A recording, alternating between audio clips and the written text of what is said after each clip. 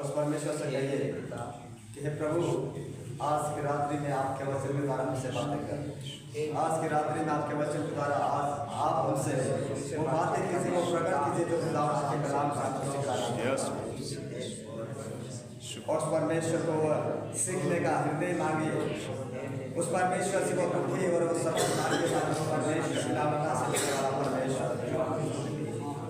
खुदा परमेश्वर प्रभु मैं प्रार्थना करता हूँ इस रात्रि के समय में। और खुदा परमेश्वर यहाँ पर बैठे हुए हर एक को मैं आपके पवित्र जो आए हैं और जो बैठे हैं प्रभु और तमाम लोगों का आपके हाथ में सौंपता हूं। मेरे यीशु मसीह यहाँ पर उपस्थित होकर के मेरा बोलना प्रभु मेरी तरफ से ना हो, बल्कि तेरा आत्मा हम होकर बातें करे और वो आत्मा परमेश्वर जिनके लोगों से भी बातें करे। और जो वचन आने वाला है प्रभु, जो खुदा के बीच में प्रकटीकरण करने वाला है, इनके हृदय को करने पाए। खुदा परमेश्वर हम प्रार्थना करते हैं किसी प्रकार का डिस्टर्बेंस आत्मा को हम दूर करते हैं और यीशु आपके पवित्र आत्मा का नियंत्रण हम मांगते हैं, पवित्र आत्मा का कब्जा हम यहाँ पर मांगते हैं और पवित्र आत्मा हमारी अगुवाई करे प्रभु। वही हमारा टीचर होने पाए, वही हमारा गुरु होने पाए, वही हमारा सिखाने वाला होने पाए। परमेश्वर सारा आत्मा गुरु आपके हाथ में सौंपते हैं। एक बार फिर से यहाँ पे बैठे और एक आपके हाथ में सौंपते हुए दुआ यीशु के नाम से मांगते हैं, आमीन। हालेलुया। आप सभी लोग तैयार हैं वचन सीखने के लिए? आज हम देखेंगे कि परमेश्वर का कलाम को बाइबल क्या कहती है। परमेश्वर के वचन को बाइबल किस चिन्ह के माध्यम से हमारे बीच में वो प्रकटीकरण करती है, इसके बारे में हम लोग देखेंगे। इसलिए पहला हम वचन निकालेंगे, वो इब्रानियों उसका 4:12 वचन हम लोग पढ़ेंगे। ऐसे करते करते हम आपके बीच में कम से कम 7-8 पॉइंट आपके बीच में हम जल्द से जल्द रखते जाएंगे और जल्द हम ये समाप्त करेंगे। ऐसा नहीं सोचना कि हम कब समाप्त करेंगे, हम जल्दी समाप्त करेंगे, जल्दी से पढ़ेंगे। इब्रानियों 4:12 जल्दी से पढ़ेंगे क्योंकि हमारे पास समय नहीं है।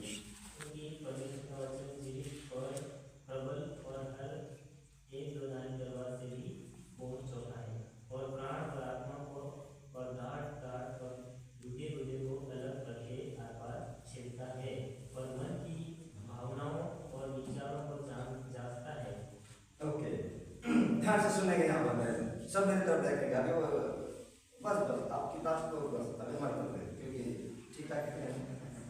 ओके, वचन कहता है, वचन आज मैं आपके बीच में बाइबल जो वचन है वो क्या है उसके बारे में आपको बीच में बताने के लिए जा रहा हूँ। और वचन कहता है इब्रानियों 4:12 में कि वचन एक दोधारी तलवार है और वो दार हृदय को छेदता है और वह आर पार होकर के वो हमारे जीवन में कार्य करता है। वचन एक तलवार के समान है। तलवार को एक युद्ध करने वाला व्यक्ति, एक हथियार वही व्यक्ति चला सकता है जो युद्ध करना चाहता है। उसी प्रकार से तलवार को कहाँ यूज किया जाता है?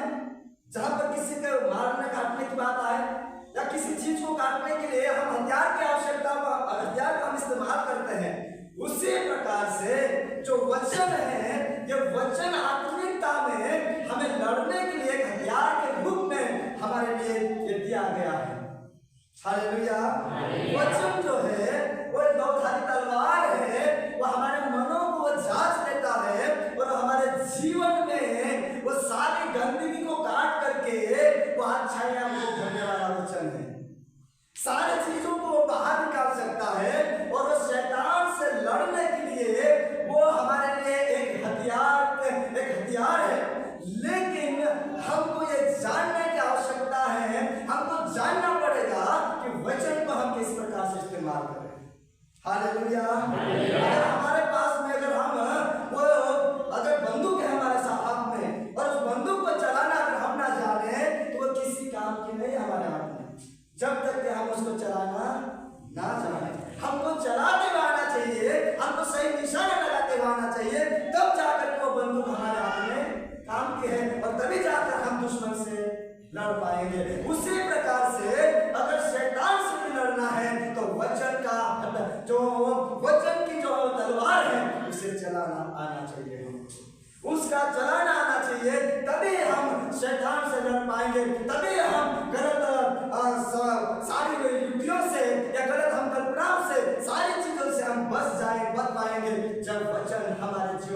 हम उस तलवार के समान इस्तेमाल करेंगे। हालेलुया। इसलिए वचन कहता है कि वचन इब्रानियों 4:12 में कि वचन दो-धारी तलवार है, वो हमारे गांठ में वो छेद देता है, वो पार हो जाता है और हमारे हृदय में एक नया परिवर्तन लेकर आ जाता है।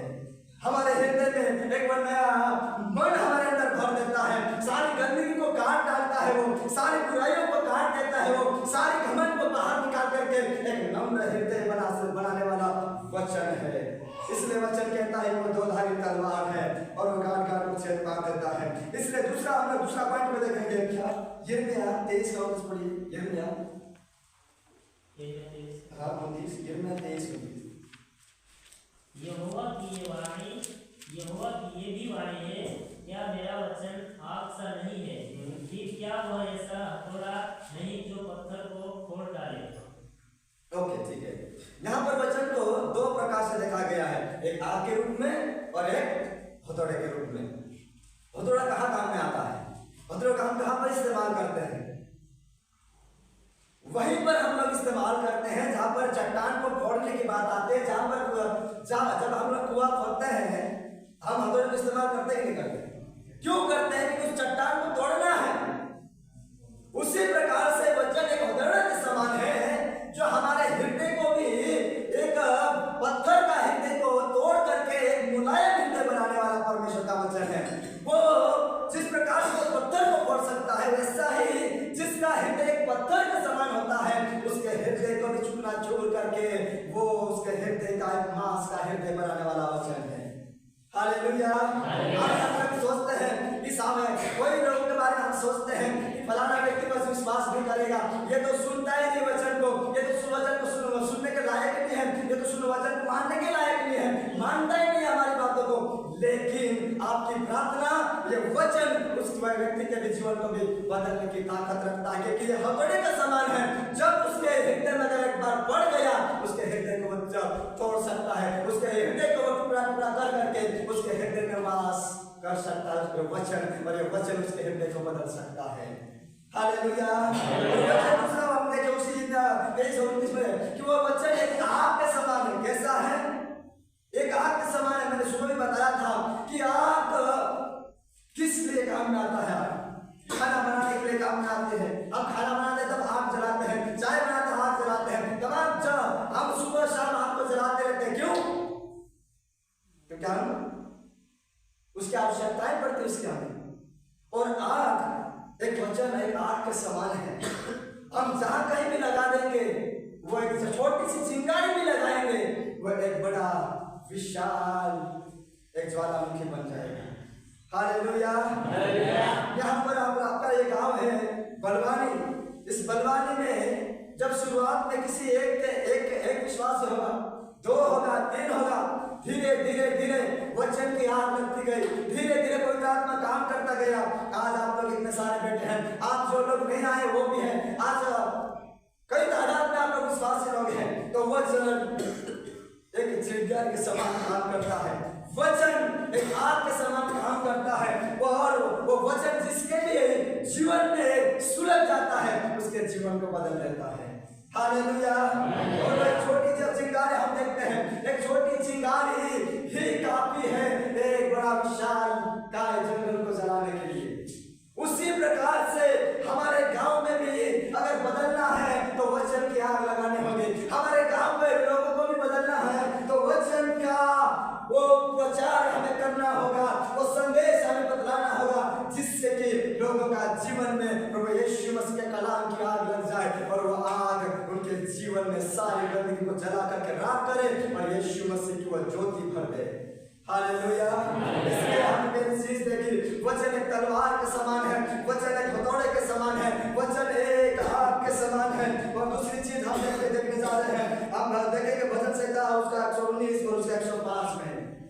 वचन मेरे पाँव के लिए तेरा वचन मेरे पाँव के लिए दीपक और मेरे मार्ग के लिए उजाला है। ओके, यहाँ पर हम वचन को देखते हैं, जब प्रभु यीशु मसीह का जो वचन है उसको हम देखते हैं दीपक के रूप में। किसके रूप में देखते हैं? एक दीपक के रूप में देखते हैं। अभी अंधेरा है और अंधेरे में हमने लाइट जलाया है और इस लाइट की वजह से आज हमारे पास यहाँ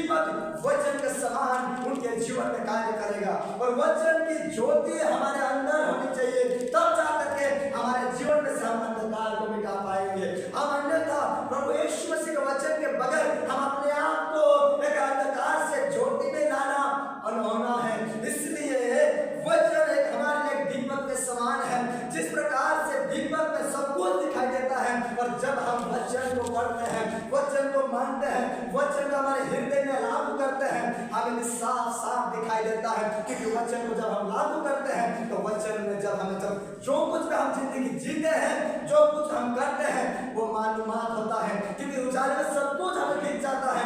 उसी प्रकार से वचन अगर जब हम जानते हैं और हमारे हृदय में अगर वचन आने देते हैं, वो वचन हमें बताता है हमारे जीवन में क्या गलत है, हम क्या कहाँ चल रहे हैं, हम कौन सा रास्ते को बढ़ रहे हैं, क्या हम गलत रास्ते को नहीं चुन पाए हैं, क्या हम अभी अंधकार में तो नहीं है, कहीं हम अभी बुराई में तो नहीं है। सारी बातें वचन हमें बतलाता है। Hallelujah, hallelujah. हमको एक सही रास्ता चुनाव करने में मदद करता है, वो हमको उस उजाले में लेकर आता है और उजाले में चलने के लिए हमारी मदद करता है। और जब तक वचन अगर हमारे हृदय में ना हो, अब वचन अगर हमारे जीवन में ना हो, तो हमारे जीवन में अभी भी अंधेरा है। क्योंकि वचन के बगैर हम उजाले में नहीं जा सकते। वचन ही है जो हमें उजाले में लेकर जाता है, वचन ही है जो हमारे हृदय में से सारा अंधकार को मिटा देता है। और इफिसियों की किताब में लिखा हुआ है कि पूरा इंसान जो है वो पाप से भरा हुआ है, वो अंधकार से पूरा भरा हुआ है, वो खुद ही अंधकार है। लेकिन अगर उसको बचाना है, उसको अगर उजाले में लेकर आना है, तो वचन उसके अंदर होना जरूरी है। हालेलुया। इसलिए वचन कहता है कि वो एक दीपक के समान है। जब हम लोग चलते हैं, जब हम अंधेरे में चलेंगे, हम अंधेरे में जब चलेंगे, हमें कहीं पर भी हमें वो ठेस पहुंच सकते हैं, कहीं पर हम गिर सकते हैं, कहीं पर हमें कुछ भी दिखाई नहीं देगा। लेकिन जब उजाले में चलेंगे हमें साफ साफ दिखाई देगा आगे खड्डा आ रहा है क्या है, आगे रास्ता में क्या है, क्या रुकावटें हैं, आगे जाकर के कहाँ पत्थर आ रहा है, कहाँ पर खड्डा है, कहाँ पर टेपर है, सब कुछ हमें दिखता है। उसी प्रकार से जो व्यक्ति वचन का आधार पर वचन का अपना दिया बनाता है, वचन का अपने हृदय में उजाले वो लेकर के आता है और वचन के अनुसार जीना शुरू करता है, उसके जीवन में कभी ठेस नहीं लगती, क्योंकि वो वचन उसके लिए, उसके पाँव के लिए वो दीपक बन जाता है। हालेलुया। उसके मार्ग के लिए वो दीपक बन जाता है। आइए हमारे एक दूसरा पॉइंट पर जाएंगे। वचन को हम देखेंगे याकूब की किताब उसका 1 और उसका 23 से हम 25 तक पढ़ देंगे। याकूब पहला अध्याय 23 वचन से हम पढ़ेंगे। क्योंकि जो कोई वचन का सुनने वाला हो और उस पर चलने वाला ना हो, तो वह उस मनुष्य के समान है जो अपना स्वाभाविक मुंह दर्पण में देखता है। ओके, 25 तक है, फिर बाद में पढ़ाना चाहूंगा। यहाँ पर वचन जो बताया गया है वो एक दर्पण के समान बताया गया है। कैसा बताया गया है? दर्पण के समान, एक आईना के समान बताया गया है। हम आईने के सामने जाते हैं और अपने आप को हम देखते हैं, हमारे चेहरे को देखते हैं, हमारे चेहरे को हम साफ सुथरा करते हैं, हम कंघी करते हैं, तमाम चीजें हम करते हैं। आईने के सामने जाकर के हम अपने आप को तैयारी करते हैं, करते कि नहीं करते हैं? उसी प्रकार से वचन है, जब हम वचन को पढ़ते हैं और वचन को सामने रखते हैं तो हम अपने आप को भी वचन से आकलन करते हैं और हम देख पाते हैं कि हमारे अंदर कहाँ पर कमी है। जिस प्रकार से हम ऐनक को देख करके अगर हमारे चेहरे पर कुछ अगर लगा हो तो हम उस ऐनक को देख करके हम साफ कर पाएंगे, उस ऐनक को देख करके हम सुधार कर पाते हैं। उसी प्रकार से अगर वचन को हम हमारा दिनचर्या बनाएंगे, वचन को हम अपना वो आईना बनाएंगे, तो हमें मालूम पड़ेगा कि हमारी आत्मा में कहाँ पर दाग लगा हुआ है, हमारे हृदय में कहाँ पर दाग लगा हुआ है, हमारे अंदरूनी जो पाप है, अंदरूनी जो कीटाणु है, वह हमें वचन के दर्पण से दिखाई देंगे। वो बाहरी दर्पण से दिखाई नहीं देंगे। हम बाहरी दर्पण से हम सिर्फ अपना चेहरा देख पाएंगे, अपना शरीर देख पाएंगे और अपने कपड़े ठीक कर पाएंगे, अपना चेहरा ठीक कर पाएंगे, अपने बाल ठीक कर पाएंगे। लेकिन अंदरूनी जो आत्मा में जो रोग है उसे अगर दूर करना है तो वचन के ऐनक से देखना जरूरी है। हालेलुया, समझ में आ रहा है? इसलिए वचन एक दर्पण के समान है। रोज प्रतिदिन हम सुबह शाम हम उस दर्पण को देखते रहते हैं और अपने आप को ठीक करते हैं।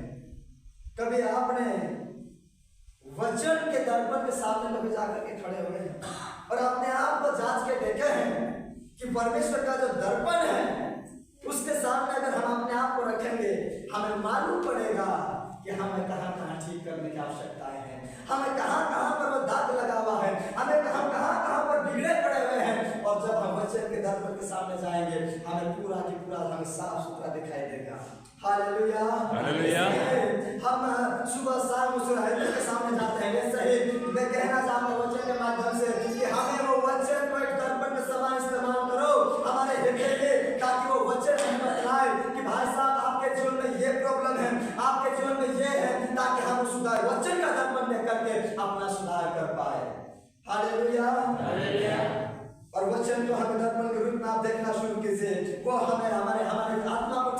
करेगा, हमारा आत्मिक जीवन को ठीक करेगा, अपना आत्मिक चाल चलन को ठीक करेगा, हमारा बोलचाल को ठीक करेगा, हमारी सोच को ठीक करेगा, हमारी आंखों को ठीक करेगा। तो हमारी सारी चीजों को परमेश्वर का कलाम जो दर्पण के समान हमें बतलाता है, वो वचन हमें वो सही दिशा में हमें लेकर के जाएगा और हमारे जीवन को बड़ा खूबसूरत तरीके से हमारी आत्माओं को अंदरूनी रूप से जो निखार में लेकर आएगा।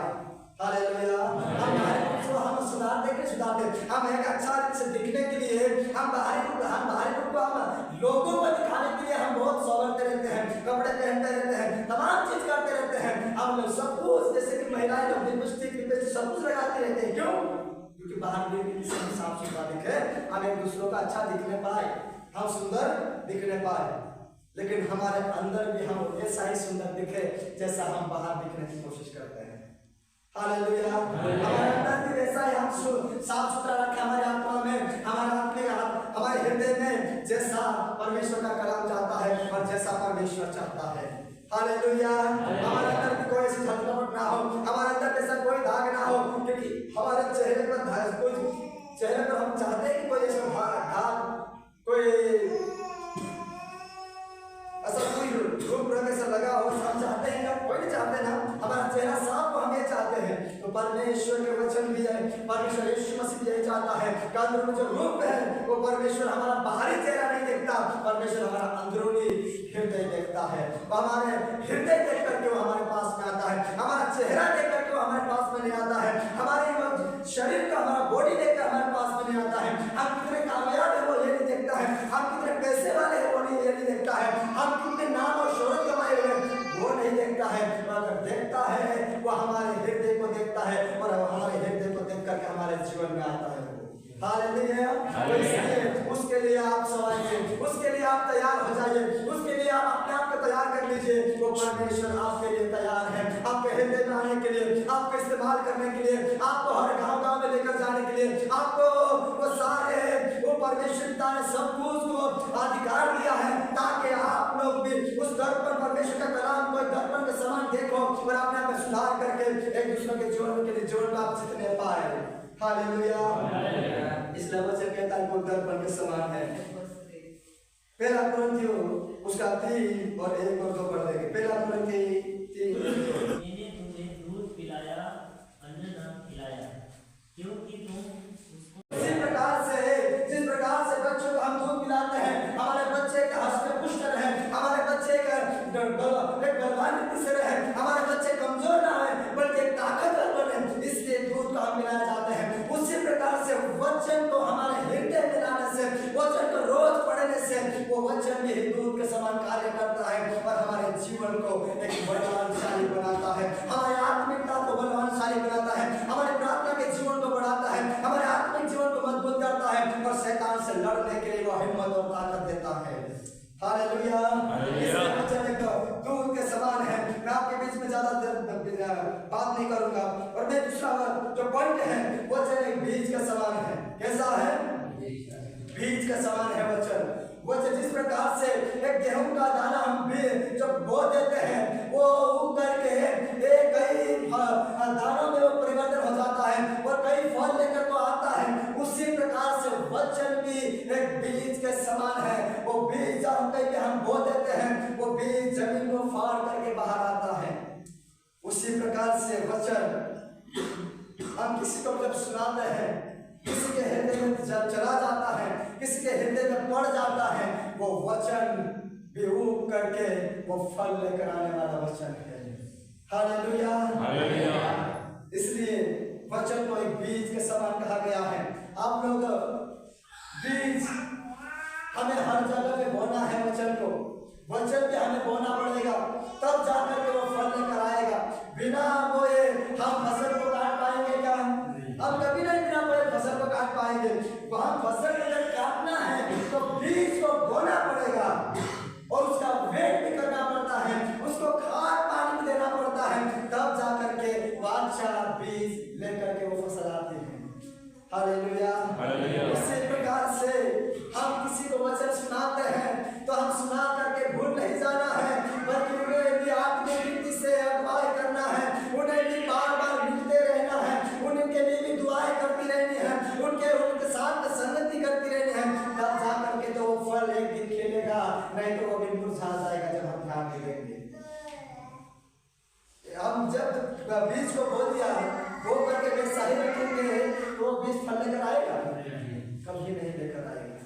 कभी भी नहीं कराएगा, वो मुरझा जाएगा, उसको घास खा जाएगी, उसको कीटाणु खा जाएंगे, उसके कीड़े मकोड़े खा जाएंगे। क्यों? क्योंकि उसका हमें देख रेख नहीं करेंगे। उसी प्रकार से हमें भी जब हम किसी को सुसमाचार सुनाते हैं, किसी का हम बीच के समय किसी के हृदय मानवों को बोलते हैं, तो हमारा फर्ज है कि इसको हम अभी खाद देना शुरू करें, इसको हम अभी पानी देना शुरू करें, इसको हम अभी सुबह शाम इसको देखना शुरू करें। ये हमारा फर्ज है, क्योंकि हम एक चेले लोग हैं और हमारी ये ड्यूटी है कि हम उसको तैयार करना है। उसमें अगर हमें फल को पाना है उसमें, तो उसके लिए मेहनत करनी पड़ेगी।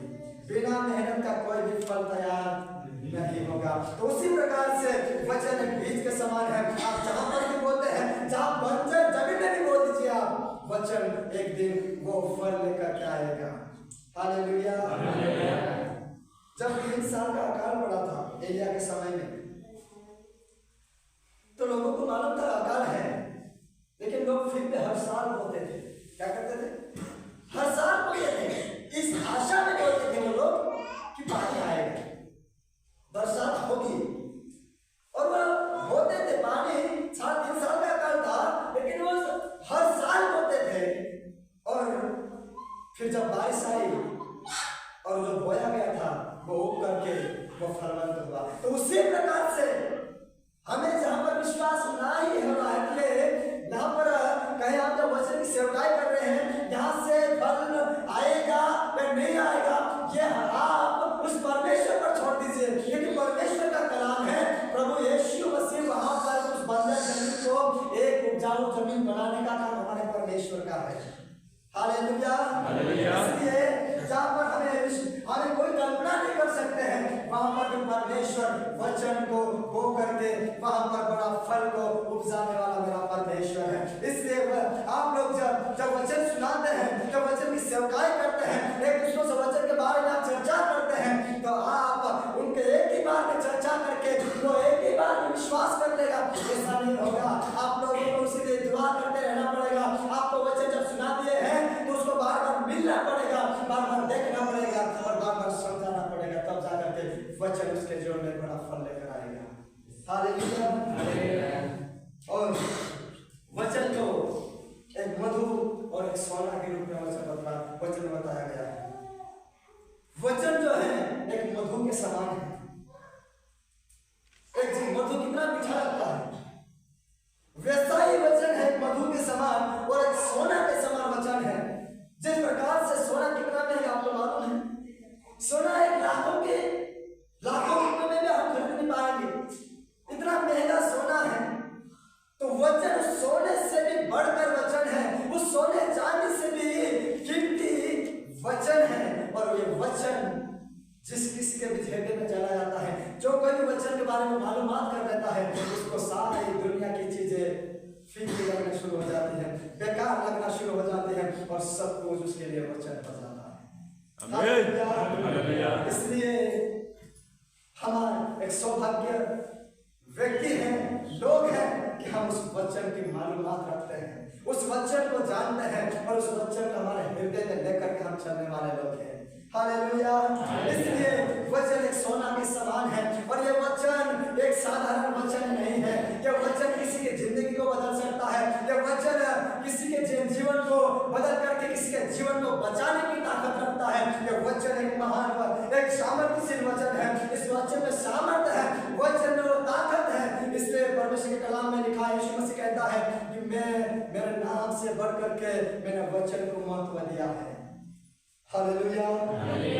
मेरे नाम से बढ़ करके मैंने वचन को महत्व दिया है।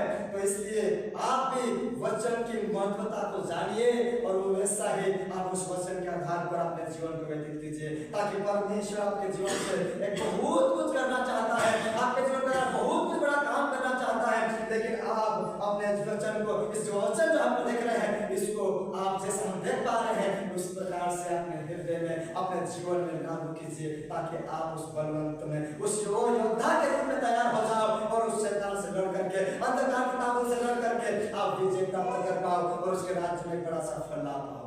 हालेलुया। हालेलुया। और एक लास्ट वचन आपका चिन्ह आपको बताकर मैं समाप्त करना चाहूंगा। वचन एक आत्मा की तलवार है। वो क्या है? वचन आत्मा की तलवार है। वो एक आत्मा, हमारे आत्मा की तलवार है वो। और उस वचन को परमेश्वर पिता ने हमें इस्तेमाल करने के लिए दिया है। जब पहले दूसरा तिमुथियुस और तीसरा अध्याय 16 और 17 वचन हम पढ़ते हैं, वहां पर लिखा है कि संपूर्ण पवित्र शास्त्र परमेश्वर की प्रेरणा से रचा गया है। संपूर्ण पवित्र शास्त्र किससे रचा गया है? परमेश्वर की पवित्र आत्मा की प्रेरणा से परमेश्वर की रचा और उसकी ओर से रचा गया है।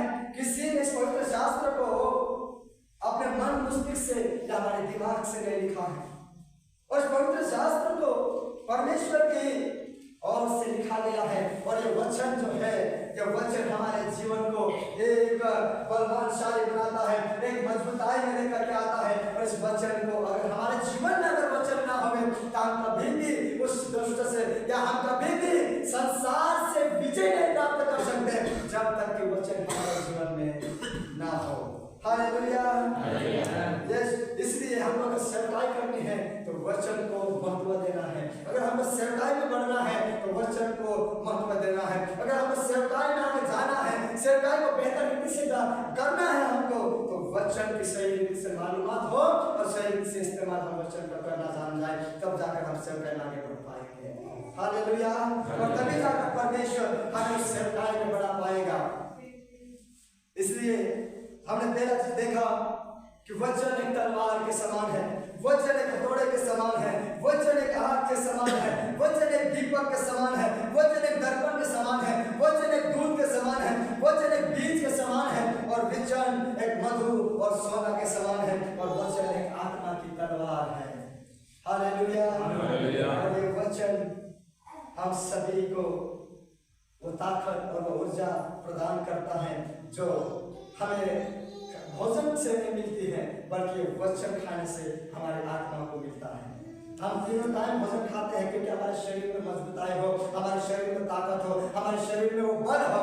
उसी प्रकार से आप इस वचन को भी सुबह शाम खाया कीजिए ताकि आपका आत्मा भी मजबूत रहे और आपके आत्मा में वो बल आएगा। जब बल आएगा तो आप सेवा को आप एक जोश के साथ में, एक जुनून के साथ में, एक जज्बे के साथ में आप करने पाएंगे। हालेलुया। अगर आपकी ताकत ही नहीं रहेगी तो आप कहां से सेवा कर पाएंगे? अगर हमारे शरीर में ताकत ना रहे तो हम काम कर पाएंगे क्या? हम कभी नहीं कर पाएंगे। अगर हमारी आत्मा में ही हम ढीलेपन है, हमारे आत्मा में ही हम कमजोर है, तो हम दूसरे के लोगों की आत्मा को जीतने के लिए हम कैसे क्या जीत पाएंगे? बताओ। इसलिए हमारे आत्मा में हम मजबूत हो जाए, हम आत्मिक जीवन में हम मजबूत हो जाए वचन के द्वारा, और वचन को हम भली भांति से जो वचन हम देखे हैं उस प्रकार से अपने आप को वचन को सामने रख करके देखें और अपने आप का सुधार करें और वैसा ही इस्तेमाल करें जैसा वचन कहता है कि वचन दोधारी तलवार है, इसे तलवार के समान आप इस्तेमाल करना शुरू कीजिए। ये वचन एक आग है, इसे आग के समान आप इस्तेमाल करना शुरू कीजिए। वचन एक बीज है, इसे बीज के समान आप बोना शुरू कीजिए। ये जब आप बोएंगे, ये आपको आज में तो कल इस जो बोल रहे हैं हम वचन एक दूसरे के जीवन में वो उग करके आपको आने वाले समय में वो आपको प्रतिफल दिखाई देगा। हालेलुया। इसलिए वचन का आप बोलिए और एक इसलिए वचन को भी आप उस आईने के समान देखिए और अपने आप को ठीक कीजिए कि कहाँ पर हम लोग कमजोर हैं, कहाँ पर हम लोग ढीले पड़ गए हैं, कहाँ पर हम लोग अपने आप को कमजोर पाते हैं। जब हम वचन को सामने रखेंगे और उस दर्पण के समान हम वचन को देखेंगे, हमें मालूम पड़ेगा कि हम कहाँ पर कमजोर हैं। कहीं हम वचन में कमजोर तो नहीं है, कहीं हम प्रार्थना में कमजोर तो नहीं है, कहीं हम आत्मिक लेवल पर कमजोर तो नहीं हो रहे हैं, कहीं हम संसार की कहीं कोई रास्ता तो नहीं अपना लिया है, संसार की चीजें तो हमारे अंदर नहीं आ रहा है, संसार का पाप तो अंदर हमारे अंदर तो नहीं आ रहा है। हम वचन को सामने रख करके उस दर्पण के समान देखेंगे, हमें मालूम पड़ेगा। हालेलुया। इसलिए उस वचन को आप अपने सामने रखिए, उस वचन को अपने हृदय में आने दीजिए। वो वचन आपके हृदय को बदलेगा, वो वचन आपके हृदय में जुनून पैदा करेगा, वो हृदय में पवित्र आत्मा आपके जुनून और जज्बा वो तड़प देगा और आपको आपके गांव में, आपके शहर में, आपके समाज में, आपकी जाति में, आपके रिश्तेदारों में इस्तेमाल करेगा। आपके लिए एक बड़ा काम, आपका एक बड़ा रिवाइवल लेकर आने वाले हम लोग हो सकते हैं। आमीन। हालेलुया। हालेलुया। इसलिए वचन को हमें ये साधारण रीति से नहीं समझना है, बल्कि वचन को एक महत्वपूर्ण देना है और वचन को आदर मान उस परमेश्वर को देते हुए, क्योंकि परमेश्वर का कलाम बाइबल जो है वो जीवन को बदलने की ताकत रखती है। कोई ऐसी किताब इस दुनिया में नहीं है जो किसी के जीवन को बदल सकती है, लेकिन एक ही किताब है और उसका नाम बाइबिल है, जो लोगों के जीवन को बदलती है, उनके हृदय को बदलती है। और उसमें जो लिखा है वो अगर हमारे हृदय में अगर हम रखना चाहेंगे तो तब हम परमेश्वर के आत्मा में बढ़ेंगे, उसके अभिषेक में बढ़ेंगे, उसके दानों वरदानों से भरते जाएंगे। हमें मांगने की आवश्यकता नहीं पड़ेगी कि हम अगर वचन का पालन करना शुरू कर दिए, परमेश्वर हमारे जीवन से हमने सोचा भी नहीं वैसा काम करना शुरू करेगा। Hallelujah, hallelujah. इसलिए परमेश्वर का कलाम मैं पर समाप्त करना चाहूंगा। और एक जुनून, एक जज्बा, एक तड़प आप लेकर के जाइए कि जिस प्रकार से वचन कहता है कि वो तलवार है, कि आप आज अगर आपने इस्तेमाल करना नहीं चाहा, आपने इस्तेमाल नहीं करा है, आज इस्तेमाल करना शुरू करना। आप उसको तलवार के रूप में इस्तेमाल करना। आप कहना वो परमेश्वर का वचन एक तलवार के समान है। आप एक दूसरे के हृदय में आप उस तलवार के समान वचन को आप छेद सकते हैं और एक दूसरे के जीवन में वो तलवार के समान वो छेद करके वो पार हो सकता है और उनके जीवन में जाकर के वो बच सकता है वचन। हालेलुया। आइए अपने आंखों को बंद करते हैं, हम प्रार्थना में जाएंगे।